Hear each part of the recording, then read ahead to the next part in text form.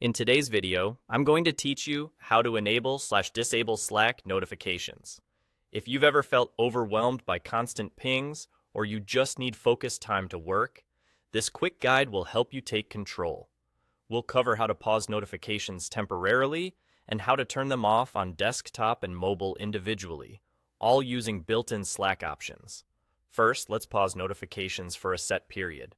Open Slack and look to the bottom left corner of your window. Click your profile icon. A small menu will appear with a pause notifications option. Select that, and then choose how long you want to pause. You can pick a short break or a longer window, depending on what you need. Once selected, Slack will mute alerts for that duration. You won't hear sounds or see pop-up banners, and you'll be able to focus without interruptions. Your messages will still arrive, so nothing is lost. You're just not being notified in real time. When you're ready to get alerts again, simply repeat those steps. Click your profile icon, go back to the Pause Notifications menu, and resume notifications. If you set a timer earlier, your notifications will also come back automatically once that time runs out. That way, you won't forget to turn them back on after a deep work session or a meeting. Now, if you'd prefer to disable notifications more precisely, like only on your computer or only on your phone, you can do that from Preferences. Click your profile icon again and choose Preferences.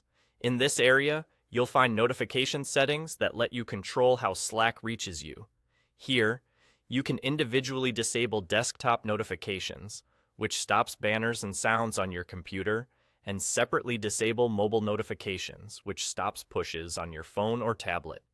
This is useful if you want to keep Slack quiet on one device while still being reachable on another. Anytime you want to turn notifications back on, return to Preferences and re-enable the desktop or mobile options you previously turned off. It's the same path, just toggled the other way. Keep in mind that pausing notifications is great for short, focused breaks, while adjusting preferences is better when you want a more permanent setup by device. And there you go. You've seen how to pause notifications quickly, how to resume them, and how to disable desktop and mobile notifications individually from Preferences.